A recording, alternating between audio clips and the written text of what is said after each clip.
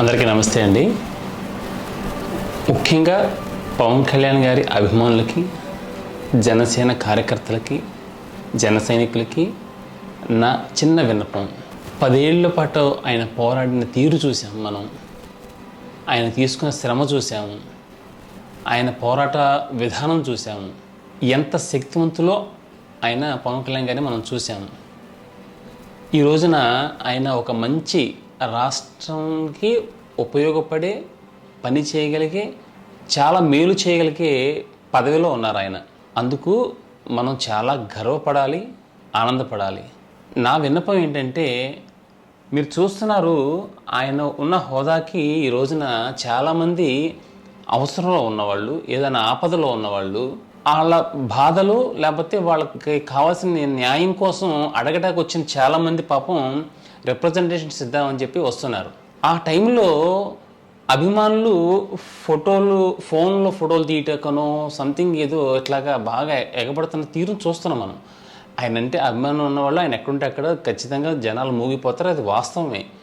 కానీ ఎవరైతే న్యాయం కోసం, ఎవరైతే వాళ్ళ బాధను చెప్పుకుందామని వచ్చిన వాళ్ళకి మన ఉత్సాహం లేకపోతే అత్యుత్సాహం వాళ్ళకి ఇబ్బంది కలిగించే విధంగా ఉంటుందని అనుకుంటున్నాను నేను. ఎందుకంటే ఏమైతే నేను అందరికీ న్యాయం చేయాలి, అందరికీ నేను మంచి సేవ చేసి రాష్ట్రానికి మంచి పదవిలో ఉండి చేయాలని ఆయన కళ ఇవాళ నెరవేరింది. బట్ ఏ పనులైతే చేయటానికి ఆయన తహతహలాడారో ఎన్నాళ్ళు, ఆ పనులను చేయటానికి మనమే అడ్డంకి అయితే ఎట్లాగా?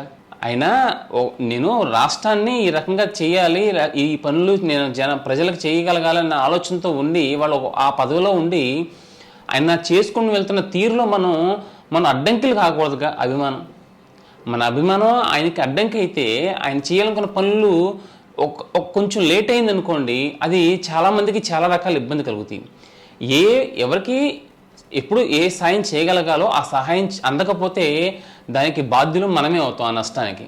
కాబట్టి నా యొక్క విన్నపం ఏంటంటే, ఆయన కోసం చాలామంది సమస్యలు చెప్పుకుందామని, బాధలు విన్నవించుకుందామని వచ్చే చాలామంది ఉంటారు.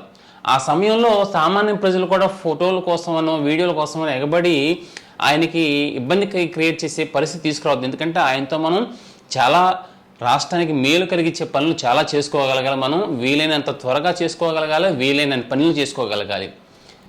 ఆయన్ని ఎప్పుడూ అభిమానులని తక్కువ చేసో లేకపోతే ఇబ్బంది పరిచేలాగా ఆయన మాట్లాడరు. కానీ మనమే అర్థం చేసుకోవాలి కదా, ఆయన యొక్క ఆలోచనల్ని, ఆయన యొక్క విధానాన్ని, ఆయన విలువల్ని ఇవన్నీ మనం డైజెస్ట్ చేసుకుని బిహేవ్ చేసే తీరు మనమే మారాలి.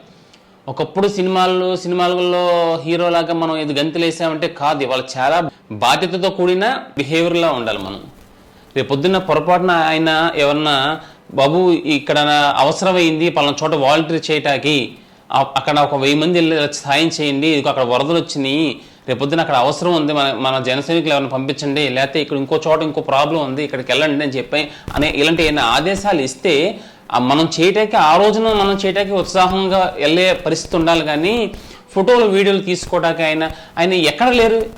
ఫోటోల్లో ఎన్ని ఫోటోల్లో లేరు, ఎన్ని వీడియోల్లో లేరు? మనం చూడాలంటే కనుక మనం ఆయనని ఆస్వాదిస్తూ చూసి ఆయన పనిని ఆస్వాదిస్తూ మనం ముందుకెళ్ళాలి. కానీ ఇంకా ఆయన ఫోటోలు తీసుకుంటూ దాన్ని ఏదో అప్లోడ్ చేసుకునే ఆ పనులు మనకు అనవసరం కదా. నేను చెప్పేది ఏంటంటే, చాలా బాధ్యతగా మనం మన అభిమానాన్ని చూపించుకోగలగాలి. చేస్తున్న ఆ పనితీరుని మనం ఎంజాయ్ చేయాలి, చేయించుకోగలగాలి. మనం కూడా ఆయనకి ఎప్పుడన్నా అవసరమైతే మనం చేయటానికి రెడీగా ఉండగలగాలి. అందుకని వీలైనన్ని మంచి పనులు వీలైనంత త్వరగా ఆయనతో మనం చేయించుకునేలాగా, మన అభిమానం అడ్డంకి కాకుండా ఉండేలా చూడాలనేదే నా ఆలోచన. Thank you.